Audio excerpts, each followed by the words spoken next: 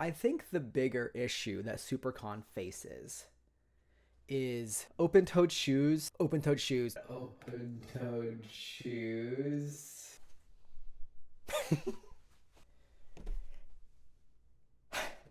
Supercon.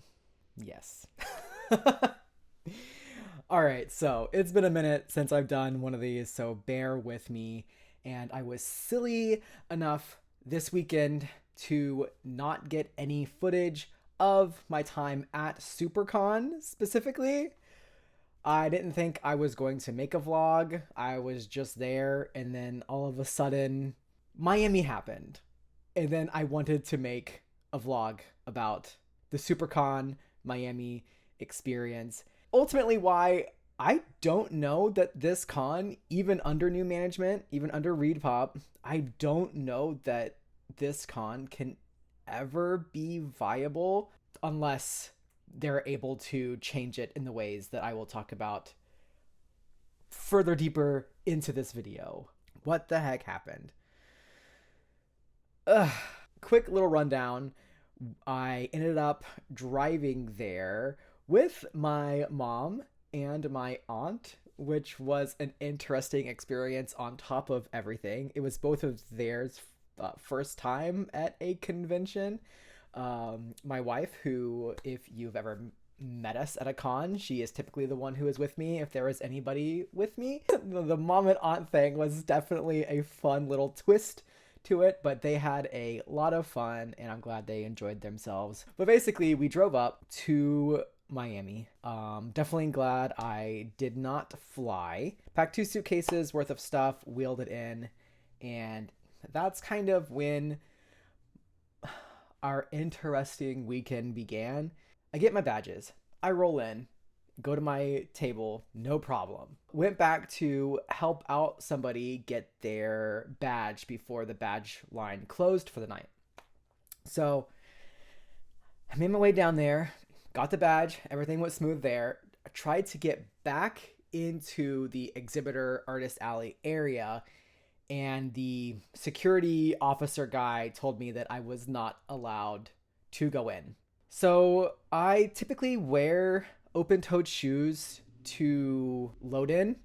Generally, they are just more comfortable for me. I've never had a problem before with it until this con. Now, I can understand why having open-toed shoes during load-in and even like load out could be an issue for like insurance reasons. You know, something could run over your foot or drop on it or whatever, right? I get it. So I'm like, dude, you already let me in. My stuff is at the table, like just wide open, ready to be dealt with and set up. But he would not have it. He would not let me in. So I had to call my mom to be like, hey mom, bring me my extra pair of shoes that I luckily brought. I have done a con recently where all I had was my sandals. So I don't know, like, I mean, I would have had to have gone in, right? Like, I don't know. I don't know what would have happened then. But so my mom ended up bringing me shoes. But mind you, I'm watching the whole time people walk in, and there are people walking in with open-toed shoes, sandals, flip-flops, whatever, as I'm standing there waiting. And I'm not super confrontational, so I kind of don't know what to do about this situation. I eventually got my shoes and I was able to go in, but they let my mom and my aunt in, who I think at least one of them had open-toed shoes. So I don't know what was up with that. It was kind of weird. We got set up and that was that. Before I start talking about all of the negatives, I wanted to at least have a few positive things that really made Supercon, at least from some of the standpoints, better than a lot of the cons I've done. That specific thing was the bathroom situation and the food situation, but mainly the bathroom situation. They had specific bathrooms for vendors and celebrities and whatnot, just specifically to use. And the other guests and stuff like that were not allowed to use them. So this made getting in and out of the bathrooms super quick and super easy versus if you've ever been to a convention, you know how difficult it can be to get into the bathroom and then out of a bathroom in a quick enough pace. And I just absolutely love that. I really hope that other cons adopt this, or if it already exists and I'm just unaware, somebody please tell me, because it was amazing. And then the food at this convention was probably the best food I've ever had at a convention. Minus there was one time at MegaCon where I had really, really good Indian food. But other than that, like I had this really good empanada that was like so hot and flavorful and just so good. And then the next day I had like a Cuban sandwich that was just a dream to have. And it was, and don't get me started on the coffee too. Cuban coffee I learned about.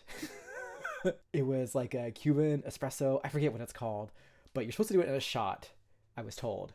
And it was, you know, it was as big of as a shot. I didn't do it as a shot because I wanted to taste it.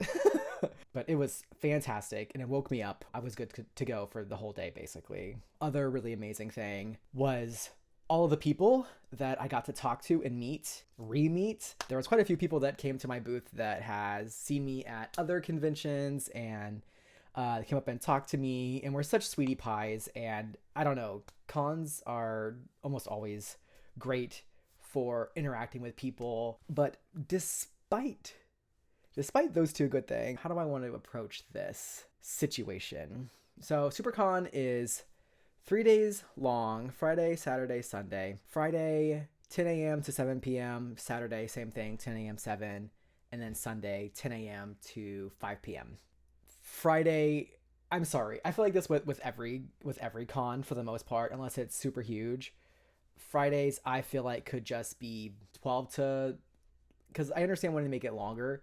So 12 to 7 p.m. or even 2 to 7 p.m. I just don't think opening up at 10 a.m. really made sense, especially for this one. It really seemed like the con picked up midway through. So around 12 p.m., 1 p.m. is when people started like filtering in more, at least back to the artist alley. And that's another thing that I kind of was a little iffy about for this one. All of the vendors were up front, like the exhibitor, like main exhibitor people. Artist alley was all the way in the back. And, you know, of course, I'm an artist, so I'll have the complaint of being all the way in the back. And I also get the extra complaint that my spot was in the back of Artist Alley. I can't really help that situation, but I do wish Artist Alley was put closer to the front. But, of course, I would feel that way. So this was my first year ever vending at Supercon. I've been trying to get in for a bit, and I finally got let in. I think last year did better than this year, and I'm going to assume it was because of Critical Role. That's my best guess on that matter. This one wasn't as well attended as I and a lot of other artists had hoped for. And definitely, you know, I feel like a lot of people were basing their experiences from what I heard and what was told to me off of last year when Critical Role showed up, and I think probably drew in a whole bunch of people to the con. There's that, but I do think there's two major problems with the con that I don't think that they can fix, honestly. That's the Florida economy right now is just, so I live in Florida, and it's just not where it was several years ago. Pretty much all the cons that I've done so far this year, especially, have just not been as good as in previous years. But yeah, that's something that's like out of our control as much as we would like to control it. I think the bigger issue that Supercon faces is Miami itself, and especially the Miami Beach area. I've been to a lot of metropolitan areas at this point for other cons. I think this was the most expensive area I've been to. There are so many hidden fees and hidden taxes with everything. Everywhere down there is going to have a resort fee. So not only are you paying for your hotel, but you're also going to be hit with a resort fee cost. And then there's also little additional extra things that you could do. Me and my party decided to get the like breakfast package for our hotel, which was only supposed to be maybe $70-ish for the three of us each day. And they ended up charging us $105 for each day. And honestly, if I didn't have my mom and my aunt there to negotiate with the hotel, I don't know when I would have had time to negotiate with them about that, because they were only like, the manager to deal with it was only ever available when I would be at the con.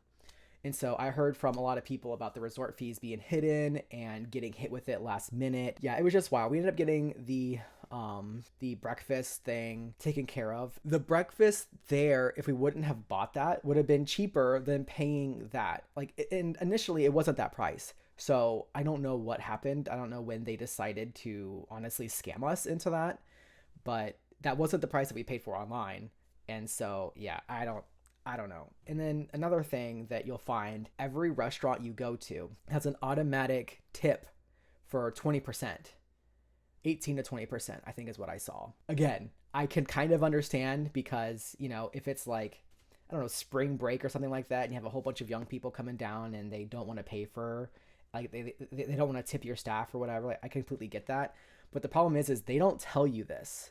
Like, nowhere anywhere does it say it until you get the bill. You have to be paying attention, like, and then you'll see, like, in, like, you know, like the little small print, like on, like, not at the bottom, but like, you know, where everything, all the calculations are, you'll see that it's there. But if you're not paying attention and you're just doing what you usually do, you are going to miss it every single time. Editing Chance here, and I just wanted to pop in really quickly and say that the hotels will also try and get you to pay for their valet parking, which seems like the average seemed to be about $50 a day.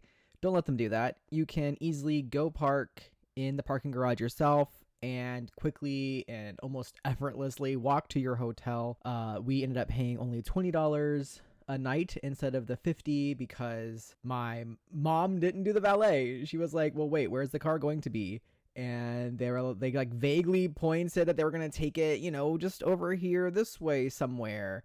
And so my mom figured that that's where the parking garage was and declined the valet and just went ahead, parked in the parking garage instead. So pro tip, if you ever do decide to do Supercon, don't do the valet. All of this being said, this is why I don't think it will ever be a viable con, because for the vendors, right, every penny counts, right?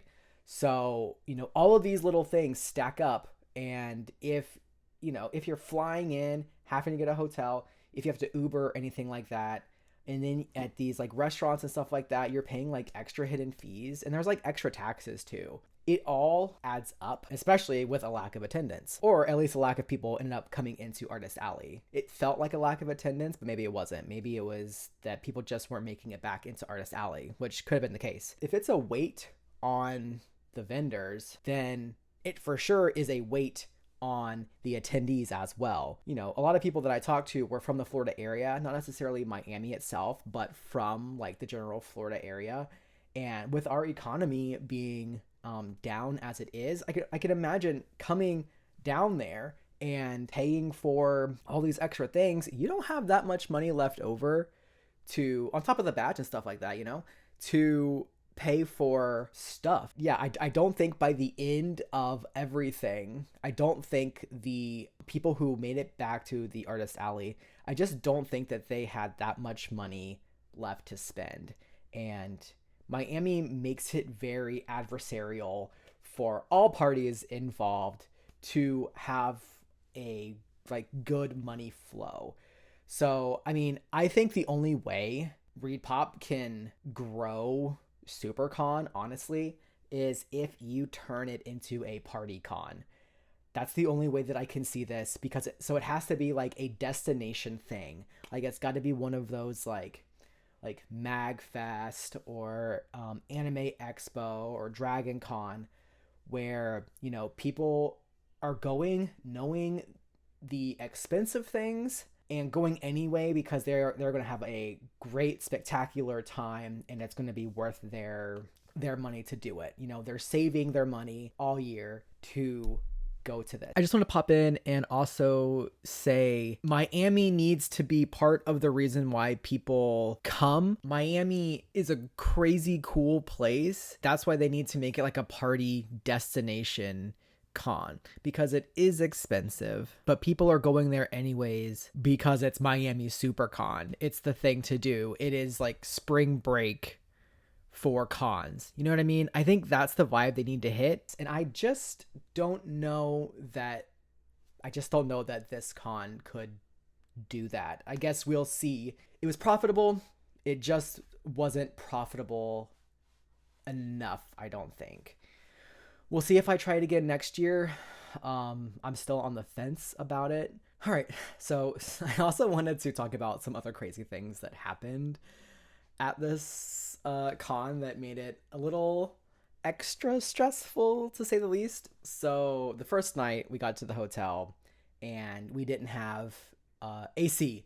So we were stuck in this hot, it could have been worse, but it was still hot, hotel room at night, trying to sleep. I got terrible sleep. I think maybe I slept 3 to 4 hours, but even then it wasn't like a deep sleep. So it was just kind of what it was. So the second night was actually really nice. Went out to dinner with some new friends. I actually participated in a stamp rally. It was super, super fun, but got back to the hotel room. Tried getting some sleep. I had a little bit of issues here and there, but overall, I was eventually able to hit a deep sleep. And then all of a sudden, I hear this agitating, grating voice. The hotel room over's door slams, waking all of us up. This like fight erupts between these two girls. It was just this girl screaming the same thing over and over and over again, telling this girl that she is either not her mother, not her dad, or not her grandmother, but in fact, she was her friend. And I'm telling you, she was screaming this at the top of her lungs. It came to a point where I guess one of them shoved the other. I think it was her that shoved the other one, but then ran out of the room saying that she felt unsafe with her. And then, long story short, 30 minutes of this whole thing, the police show up. So the police show up outside of our room, dealing with, clearly highly intoxicated lady. Eventually it got resolved. Like, she was trying to get them kicked out of her room, but that didn't happen. They all ended up just staying in the same room, and I guess they slept it off because I heard them the next night and they were fine. So if you're that lady or her friends, thanks for that. I didn't need that sleep at all. God dang. So yeah, so that was a fun time. During the day, it is chill, beautiful, chill again.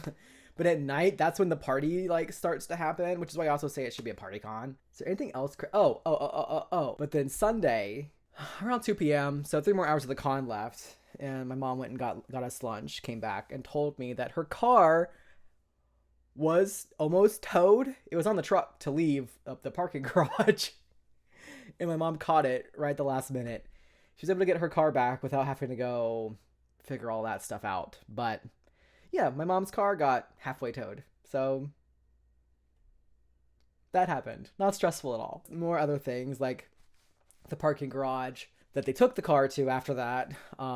The how to escape it or how to pay for it was broken, so they couldn't escape it until they finally figured out that they could in fact take it down to the entrance exit area and pay and leave. But anyways, if I saw you over the weekend, thank you so much for stopping by the booth. It is always super exciting to meet both new and old faces alike. You guys really make it worth it, genuinely.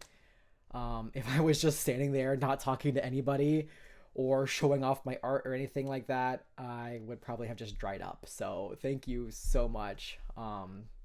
Yeah, as always. Yeah. Hopefully this was insightful for you. And maybe I'll make another one here soon. I have Otakon and DragonCon art show coming up.